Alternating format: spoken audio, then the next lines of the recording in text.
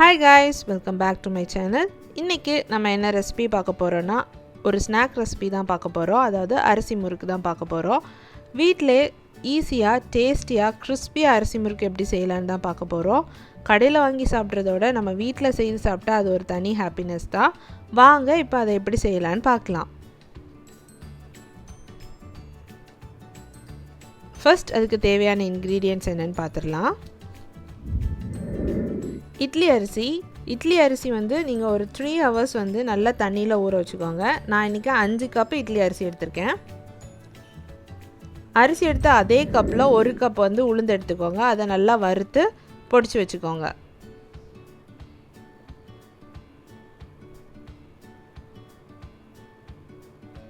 அடுத்து தேவையான பொருள் வந்து எள்ளு,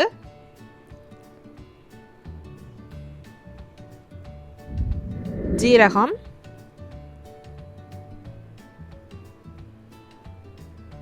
உப்பு, நெய், எண்ணெய் பொரிக்க தேவையான அளவு. ஃபர்ஸ்ட் வந்து நம்ம ஊற வச்ச அரிசியை கிரைண்டரில் போட்டு ஆட்டிக்கலாம்.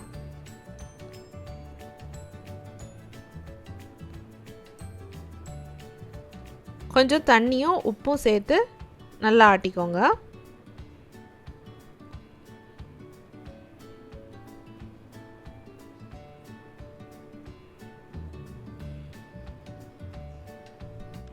மாவு வந்து இட்லி மாவு பதத்துக்கு நல்லா அரைச்சி எடுத்து வச்சுக்கோங்க. இப்போ நம்ம அது கூட வந்து பொடிச்சு வச்சுருக்க உளுந்து ஆட் பண்ணிக்கலாம். ஆட் பண்ணிவிட்டு நல்லா மிக்ஸ் பண்ணி விட்டுக்கோங்க.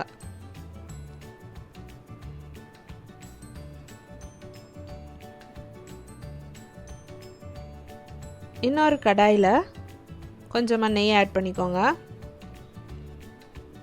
நெய்யை நல்லா உருக்கிக்கோங்க. உருக்கின நெய்யை இப்போ வந்து மாவு மேலே ஊற்றிடுங்க.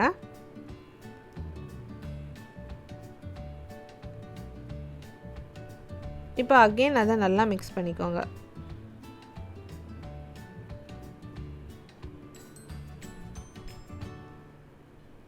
ஜீரகம் போட்டுக்கோங்க.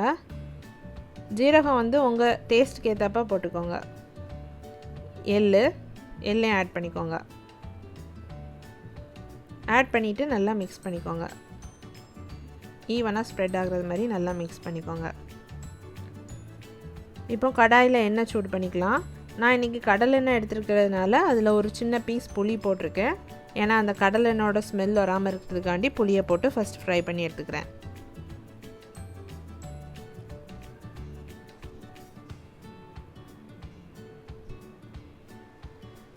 இப்போ முறுக்கு அச்சில் மாவு போட்டுட்டு நம்ம முறுக்கை பிழிஞ்சிடலாம்.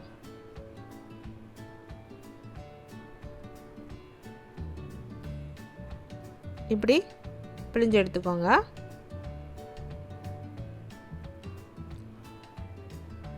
இப்போ எண்ணெயில் நம்ம பொரிச்சிடலாம்.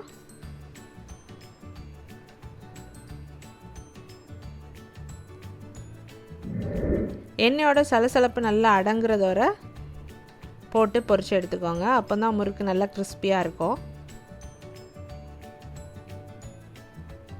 டேஸ்டியான கிறிஸ்பியான முறுக்கு ரெடி ஆயிடுச்சு. எல்லோரும் கண்டிப்பாக ட்ரை பண்ணி பாருங்கள்.